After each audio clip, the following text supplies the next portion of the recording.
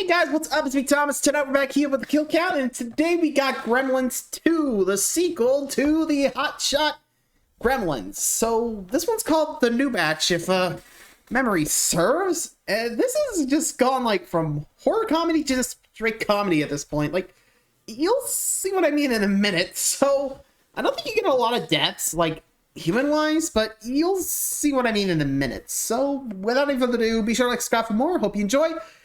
Let me show you what I mean. Welcome to the Kill Count, where we tally up the victims in all our favorite horror movies. I'm James H. and today we're looking at Gremlins 2, the new batch, released in 1990, 6 years after the original. Gremlins 2 proudly mocks the very concept of a Gremlins 2, which Joe Dante thought should never exist in the first place, even though Gremlins was a record-breaking hit for Warner Brothers. The first one is Warner's third highest grossing film ever. Dante felt the original had a proper ending, and was too worn out by its stressful, puppet-filled production. He declined to make a sequel that would only be for profit, despite how much the studio wanted it. Warner Brothers spent the 80s trying to do it without it, with ideas that included sending the Gremlins to Las Vegas, and of course, outer space. Eventually they caved and gave in to Dante's demands, so he would give them a sequel. And what did he ask for? 5 times the budget of the first film, and complete creative control. I know people think of the director as a film's highest boss, but they're not. And complete creative control is not common for them to have. Dante decided to wield this power with absolutely no responsibility, making a self-deprecating, self-aware sequel that was sure to alienate audiences. He and returning star Zach Galligan I guess he just decided to do this for shits and giggles, I guess.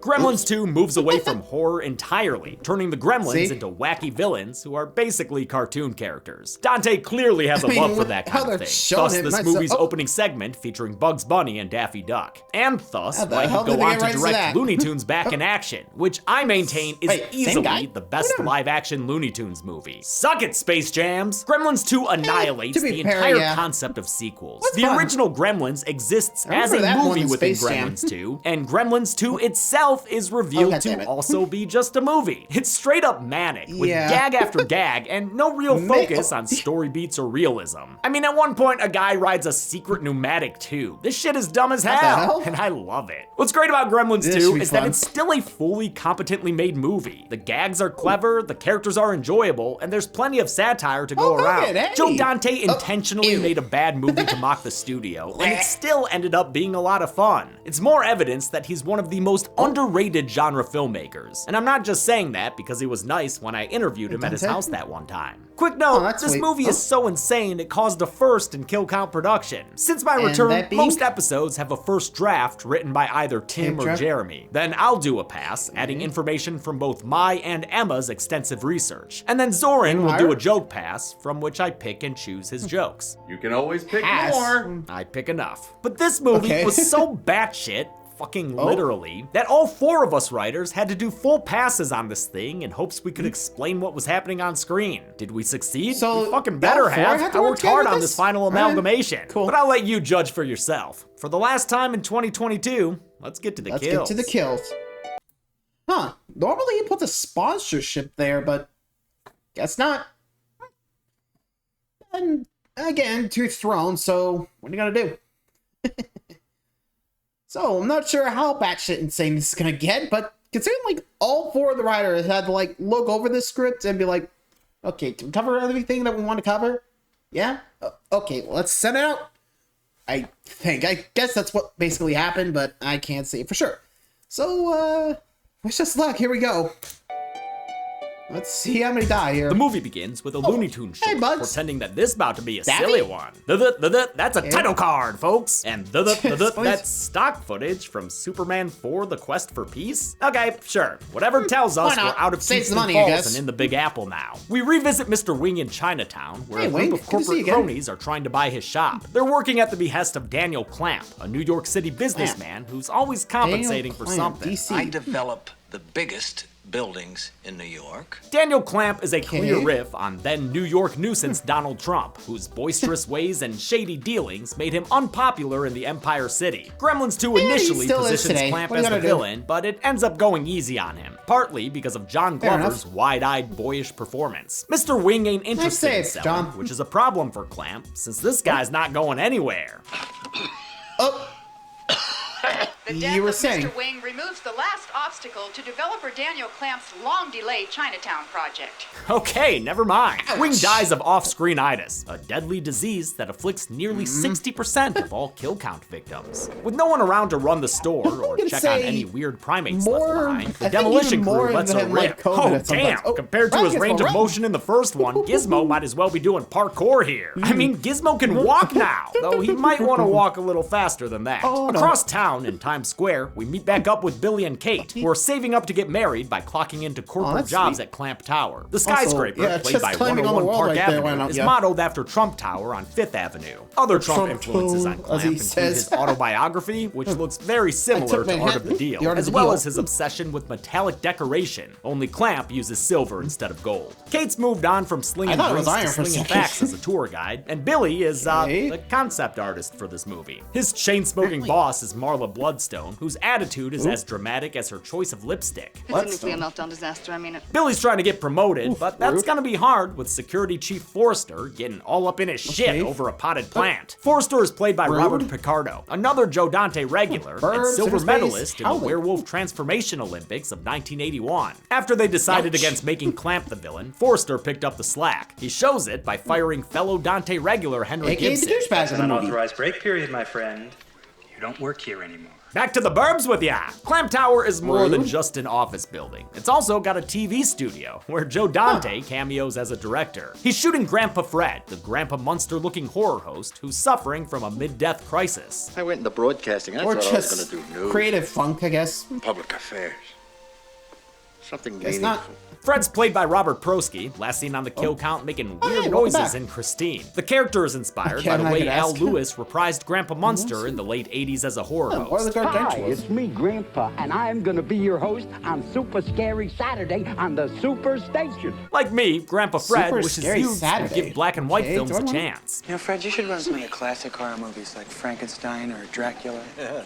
All the great horror movies are in black and white. Mr. Clamp only likes color.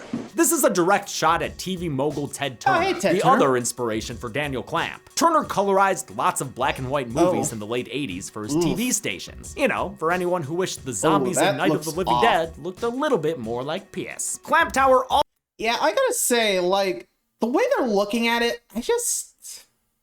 What? Why? Okay, I got nothing else to say, to be honest. Like, huh? And yeah, sometimes things don't need to be colorized, because, yeah, let's be real, those look bad. Like, I'm not sure if it works nowadays. Like, could you? I don't know. I don't know if I want to, but we gotta just see what modern, like, recolorization would look like with those old black and white movies. Would they work or not? I don't know. I'm kind of curious, but maybe it's best to leave them alone. Anyway, back to it. Looks like we're in the science lab now.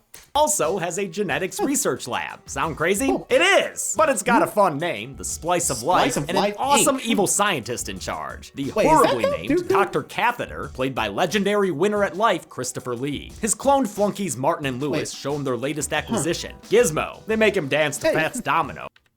Okay, I know I'm back to this screen, but I'm sorry, but I have to point that out. But aren't those the twins that have to play like the same character, except one was the Terminator playing as the character? You know what I mean? You know the scene, right? In the sanatorium, the guard goes getting a drink, turns around, sees himself, and that. I'm pretty sure these are two of the same guys, right? I mean, they look similar. I don't know. I could be wrong, but just I have to ask. Same guys? Like I said, I'm pretty sure those two are the same twins, but I'm not too sure. If you guys, if I'm right, can you let me know? Sorry, Siri. Anyway, sorry, I had to ask because of the twins there, but moving on. which shows off how far the animatronics had advanced. Original Gremlins effects artist Chris Wayless was unable to return for the new batch. He was busy doing effects for and directing The Fly 2, Fly Harder. His replacement was Rick Baker, one of the most successful special effects artists of all time. He redesigned Gizmo from the paws up and even made him cuter than he was in the last movie, but his cuteness doesn't help him escape Sauron's grasp. Billy's tipped off to Gizmo's whereabouts by a delivery guy played by Raymond Cruz, who we saw in Alien Resurrection, and who you've probably seen in Breaking Bad and Better Call Saul. His future co-star Dean Norris appears at the end of this film as a SWAT team member. Move, sir! There's so much Breaking Bad in the Gremlins films. Billy acts as a technician to get past this snotty girl/boy/Pat. While the scientists are busy making ratteries, Billy finds Gizmo, who remembers the kid he spent a few days with 6 years earlier. Billy re-kidnaps him and pulls it 28 days later to cover his tracks. Billy sticks Gizmo in a filing cabinet where the Mogwai breaks his little hand. Poor baby. Like I said, Gremlin technology had come a long way since 1984. Like, oh, right. You're the one that threw darts at me. Or was that your friend? Gremlins 1 was not a lot of fun. But Mogwai Zero was still the smallest and most fragile animatronic on set. That's why he spends a lot of the movie in a little Gizmo Gitmo. But hey, judging by his on-set behavior, maybe he deserved it. Here's your coffee, sir. A surprise visit from the big clamp himself cuts the reunion short. But don't worry, he's just a normal guy like everyone else. Look at the kids with the kites. That's warmth. I like warmth. He falls head over Gucci for Billy's art and pays him the highest compliment any CEO can, kind of learning his name. Bill, huh? The interest Clamp shows in him sparks Miss Bloodstone's interest in Billy's man-thing. She invites him to dinner, and Billy accepts in order to keep her out of his other drawers. He asks Kate to grab Gizmo and Mogwai sit for the night, which is not her idea of paradise. That furry thing? I love how traumatizing the first movie was for everyone in Kingston Falls except Billy. Of course Kate would hate the little boys. They're the second worst thing that ever happened to her on Christmas. Turns out between showings of Rambo, Gizmo's been watching MacGyver. If he also caught Addams Family, he might recognize original Gomez John Aston, showing off the world's most powerful water fountain. The jet stream ruins Billy's art and Gizmo's day when his lower lumbar supports new life all over again. This time, 4 new Easter eggy Mogwais are spawned. George and Lenny, named after the characters in Of Mice and Men, Daffy the hyperactive one, and Mohawk, who's basically just Stripe 2.0. The ungrateful kids force their Mogfather to go explore Nakamogwai Tower and let Daffy do his best Gizmo impression in order to fool Kate. Gizmo, you're so hyper. As Kate takes King Wrong home, Marla takes liberties with her business dinner. Gosh, I'm feeling so vulnerable with you, Billy. He declines a friendly game of touch footballs, but can't make a clean getaway from the so-called ethnic restaurant here in Clamp Tower. That ethnicity being Canadian. How about some horn? I'd say she's had enough. Between the red lipstick and the wrong rap thing, could this night get any worse? Oh, surprise! Fucking Futterman. Reminder that they survived their bulldozing from the first movie, as mentioned in last week's kill count and the beginning of this movie. He was just kind of rattled. Well, I guess having a bunch of little monsters drive a snowplow through your living room could kind of do that to you.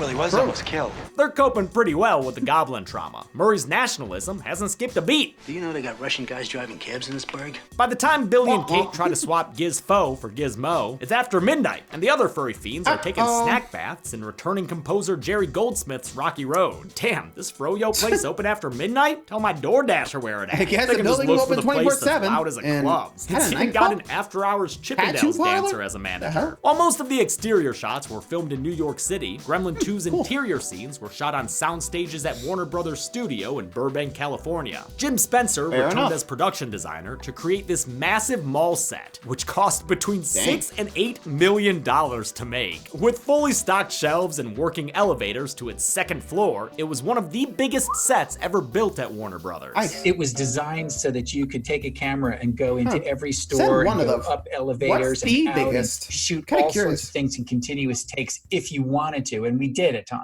Billy tries to avoid a repeat of the first film by shutting off the building's water supply, but he's arrested by Burb star Rick Ducommun as a security guard who releases the duffel Daffy. Better stop that little monster before he eats something. He already ate something. Oh, too late, I Wah, guess. wah. Just don't let him snort baking powder then, or else he'll have muffins growing out of his Shouldn't you nose. shoot him in the Kate head just to be posts bail safe? at 9 o'clock sharp, but by then, we've already got a 3-grem omelet cooking, and Gizmo ain't gonna be much help. The Gremlified Mohawk grabs the Mogwai and channels the first movie's crew as he tortures him with bright lights, Velcro, and making copies. Ouch. 1990 was a great year for photocopy gags Poor in Gizmo. horror movies. After Marla tries to get more sex blood from Billy Stones, Dude, she's right caught by there. Kate, who decides they should divide and Break conquer. up. Billy preaches the 3 commandments to the building security team, who responds like snarky commenters online. What if one of them eats something at 11 o'clock, but then he gets something stuck in his teeth? What if they're eating in an airplane and they cross a time zone? The filmmakers knew the rules were fair flimsy the first time around, and this was their chance to think it officially depends on poke holes in regional them. I mean, it's always midnight somewhere.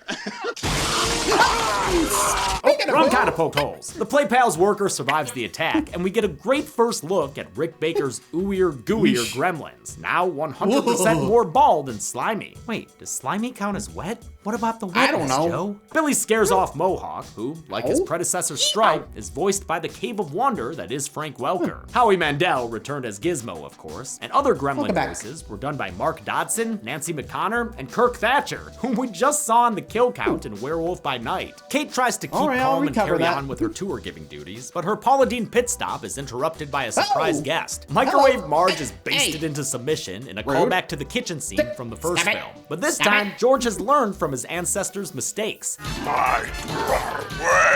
He uses it against his human oppressors and triggers the sprinkler system. Before you know it, baby's got back babies. Ew, nature can be a little NSFW sometimes. But hey, we're getting a look at gremlins being born in real time. Looks like they come out fully formed, like those dumb-looking protomorphs or whatever. In the security room, Forster finally notices the creatures multiplying like Land Before Time sequels, but he still doesn't report it to the boss since he knows how busy CEOs can be.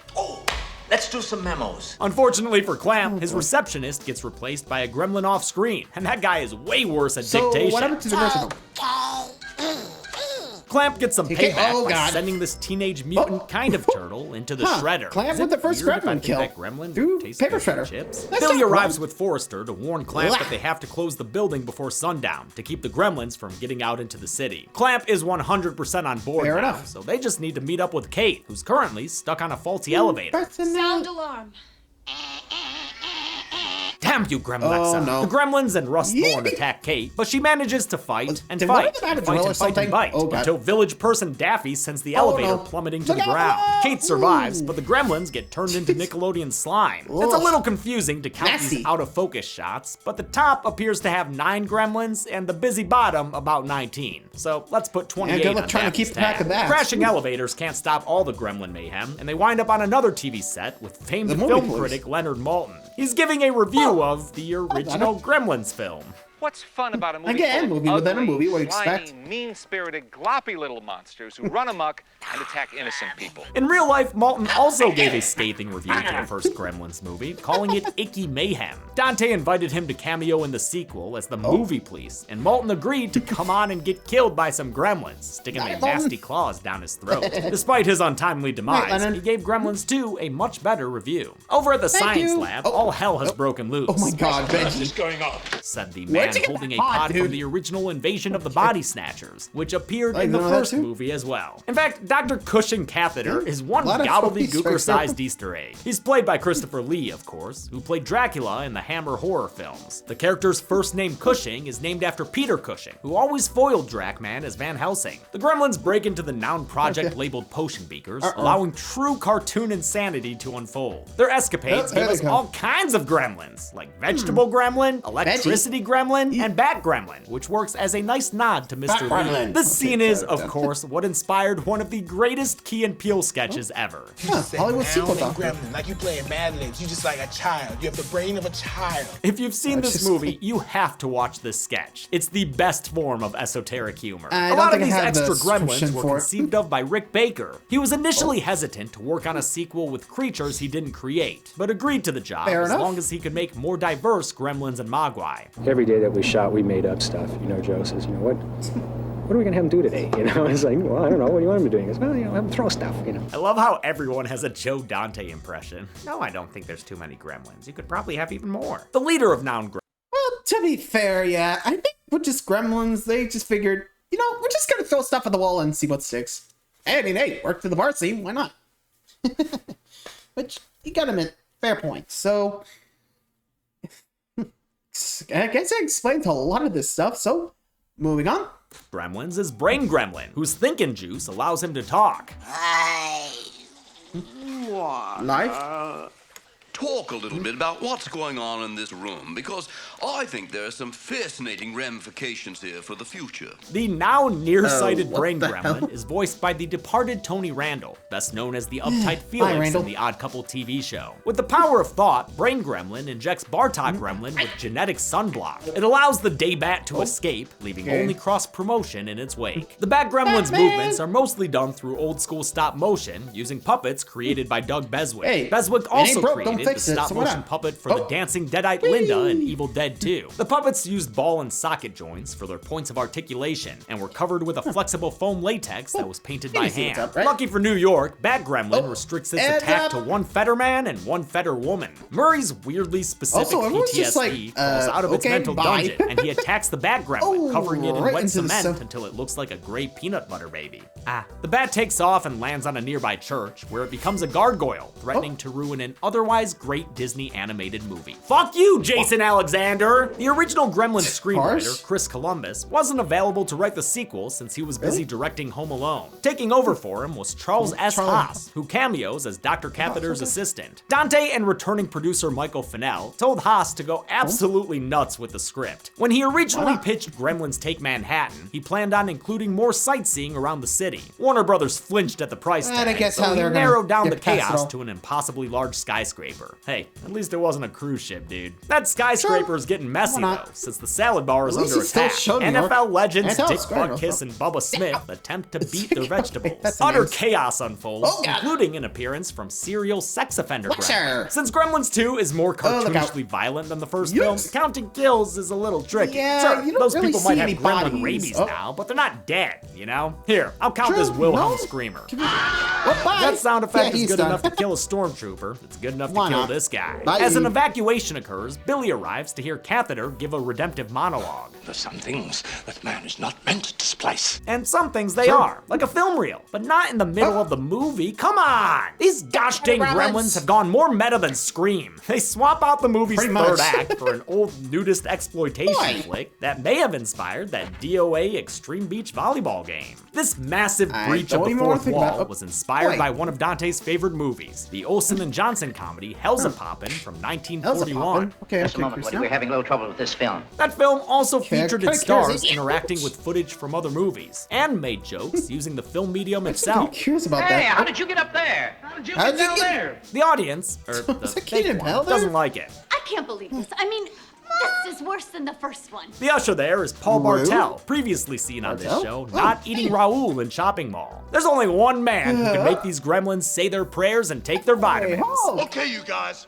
Was he the title belt for a second there? Good money to see this movie. I'm glad wrestler actors have gradually gotten better and better. This was Hulk Hogan at one of his most popular points. He was in the middle of 2 back-to-back Royal Rumble wins and a mercifully short string of starring movie roles. Hogan hulks up and yells at the Gremlins to finish the movie, and they oblige, lest they get themselves body slammed like Andre. When it came to this, honestly, I think I would have gone with the leg drop joke, you know, or he faced the patent, Hulk and leg drop or something. You know, I mean, it'd be kind of funny. I'm just getting leg dropped by Hulk. Just, woof, thunder thighs, my friends, thunder thighs.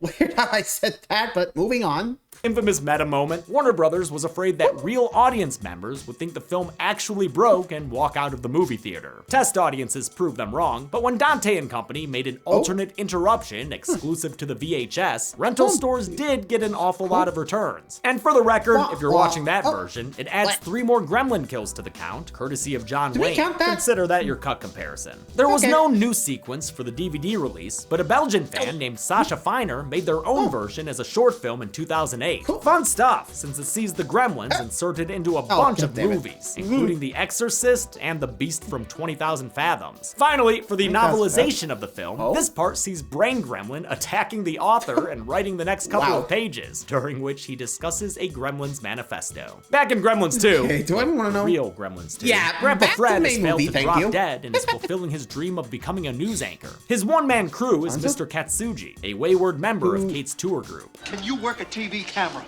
Work a camera?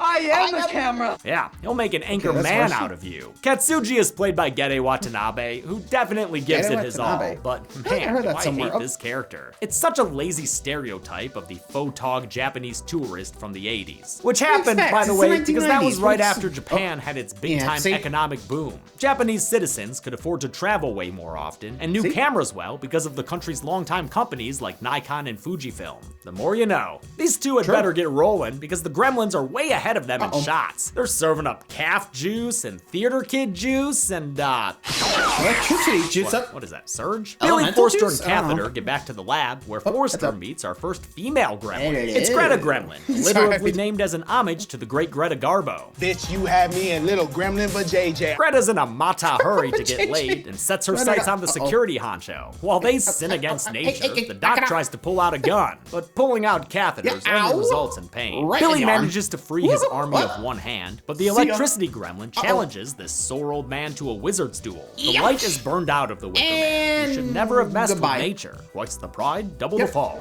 After Catheter dies hard, Billy is shot at by Mohawk, who now has a machine gun. Ho ho ho. He's also got a spider potion. Oh no! Billy meets up with Clamps just as Electric Gremlin places a call to collect his life. Somebody saves him! Billy, who traps the gremlin by putting him on hold forever. Best not do that to your Gramplin and Gremlin, Bill. Despite the gremlin's Muzak imprisonment,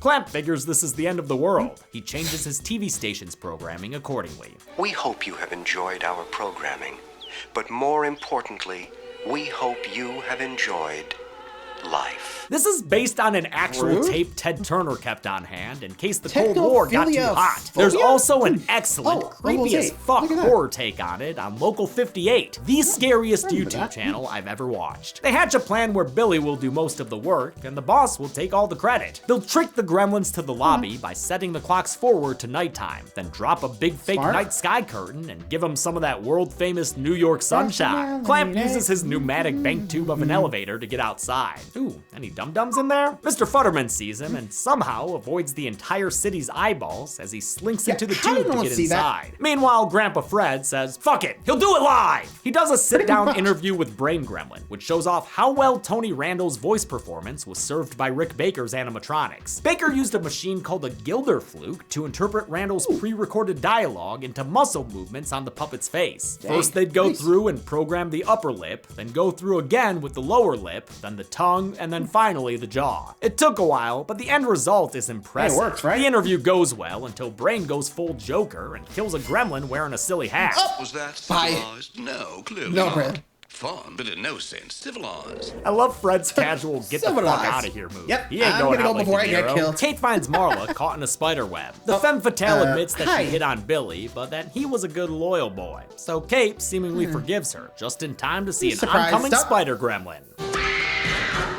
With Billy and Mr. F miles away, or maybe like a room away, hard to tell in this place, who could come save Kate and Marla? Oh shit, yeah, OG Grogu. Where the hell you been, little buddy? Oh, that's right, getting absolutely tortured by Stripe V2 Mohawk, who has now become the Spider Gremlin. Gizmo's been montage training so he can take his revenge. Equipped with the staples of war, Gizmo shoots his Gizmo into the Spider Gremlin. It kills him, burning him down into a patented, gross, gooey gremlin mess. If melting gremlins ain't enough of a direct reference to the first movie for you, don't worry. Mr. Futterman mentions Abraham Lincoln, which triggers another horrifying holiday story from Kate's childhood. Again? This man with this beard and a hat looked just like Abe Lincoln. Stop, not now, not now. Billy must save a fortune on Hallmark cards. Also must... Okay, you gotta admit, you gotta love how she tried to go through with that dramatic pass, and Zach's like, honey, we already did that, knock it off. Just still try to did it. Anyway, time for the mass gathering of the gremlins. Let's see how many references we get. save on Broadway tickets, since the show is being brought to him. It's time to play the music. It's time to light the lights. It's time to melt the puppets on the Gremlin show tonight. These strange creatures now appear to be mounting what seems to be a party.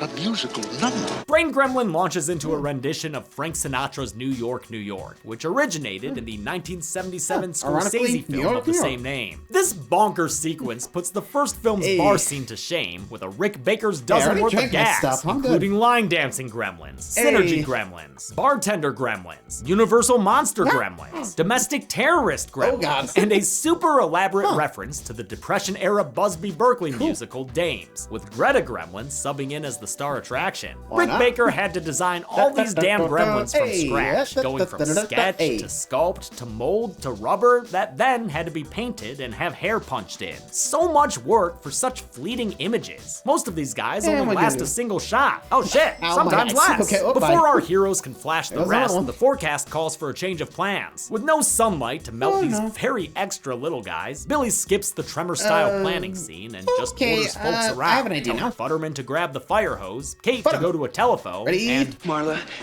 smoke. Keep smoking. Thanks. On his way to the hose, Butterman's Dilophosaurused by a gremlin with what I can only hope is snot. He retaliates by throwing the mucusy gremlin down an elevator shaft, killing him like he were Drake Ramore. Murray interrupts Gremlin Manuel Miranda's high note with high pressure from the hose. Billy cues Kate to put the car with Electric Gremlin through, which electrocutes the horde of gremlins. Or more accurately, Electra uglifies them. You thought stripe melting was disgusting? I mean, just look at this. So much shot. Well, I can't say what it looks like on television. The Hemogoblins turn into Hemoglobin, and Brain Gremlin's plans to take over the world are thwarted. Thus ends another grotesque and gooey gremlin genocide. There's no magic trick to figuring out how many gremlins were in this place, so I had to do it the old-fashioned way. Assign it to Josh to count. By his count, there were 445 gremlins who died faster than Brain Gremlin's Broadway prospects. Add one in for Electric Gremlin, who was used as a weapon and also, I guess, died. Thank you, Josh. To portray this nightmare, Mark Stetson and his team created a quarter-scale version of the mall lobby. The set was elevated so puppeteers could operate the mini gremlins from beneath. When it came time for them to die, they'd pull on cords underneath the platform, causing them to crumple. Cool stuff. Clamp arrives with the cavalry and starts dishing out happy endings for all. He promotes Grandpa Fred and Mr. Katsuji to the news team, hires Billy to design a small Kingston Falls-like town, and begins an inappropriate office relationship with Marla. That last point was actually just a coincidence, not a nod to Donald Trump's extramarital affair with Marla Maples. That wouldn't become public knowledge until after production had wrapped. Clamp also licenses Gizmo. It's funny, I look at him, you know what I see? What's that, sir? Dolls with suction cups staring out car windows. And of course, those are actual things. Kate's happy ending is that she and Billy will get married, and also, promotion? She's not dead. The movie ends with Greta Gremlin's happy ending, which is an actual happy ending. As the last of her species, she's looking to reproduce, so good thing she's found Forster. You're the man now, dog. Oh man, we're gonna fuck, huh? How many new kills did this new batch of gremlins net us? Let's find out and get Forster's like, okay with the M. Let's find out. Doing anything. Numbers. Welcome to the Kill Count. What the? Okay, who's messing with the video? God damn it, Clamp! Yeah, brr! Hey, get out of here, critter! Oh God, my critter. We'll see you later. And everything, those munchies and easy voices. Yes.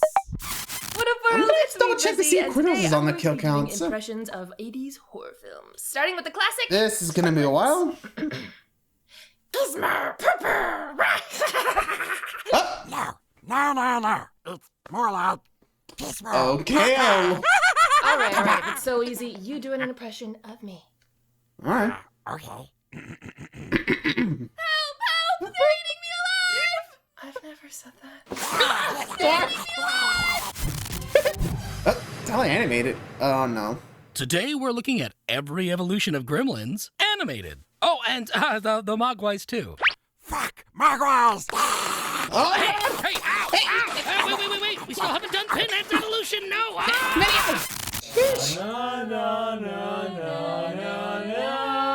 What? Practical folks? Okay. Whoa! Come on, Wheeler from Snow White. It's one of the best movies of all time. It's the first full animated feature, and I think Watching this movie doesn't relate. Somebody get this gremlin out of here. Okay, that. Oh. I would do wax Hey, Dom. 3 in like a millisecond, bro. Hey, gremlins, get away, huh? Quit messing with the YouTube. Yo, would you stop messing with the kill count? Get to the numbers. Yeah, come on, guys. Otherwise, when we do a sequel, I'll make sure every single one CGI, is boys. CGI. You better. YouTube's all yours, James. Thanks, Don. Thank you, Zach. God, Or Zach, try sorry, to run thank a you. show around here. Sorry about that. Goddamn gremlins. We played real loose with the rules here and counted 4 human deaths in Gremlins 2, all of whom were men, I think. Let's bounce this blue ball out of here, though, so we can see the 480 gremlins we counted. Holy shit.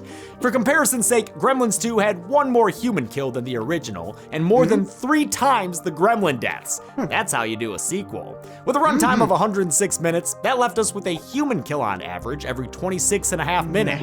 As for gremlin kills, well, we averaged 1 every 13.25 seconds. Goddamn! I'll give the golden chainsaw for coolest kill to the call waiting from hell. Sure, it's technically a lot of kills, but come on, just look at that slop. It's the final meltdown. Doll Machete for lamest kill goes to Mr. Wing, because he didn't even get a death scene. And the gold medal for greatest gremlin obviously goes to Greta Gremlin. Look at her, she's fabulous. There aren't enough yeses in the world for this queen. And that's it. Gremlins 2 came out in 1990 and cost a shit ton of money to make. Despite their investment, Warner's opened it against Disney's Dick Tracy, which caused a box office return that nearly killed the franchise. Since then, all we've seen of Gizmo is in a Mountain Dew commercial, but there's apparently an animated series next year, so we can look forward to that. I hope everyone has been having happy holidays. We'll be screaming in the new year since our first episodes back in 2023 will be the Scream recounts, finally. Until then, I'm James A. Janice.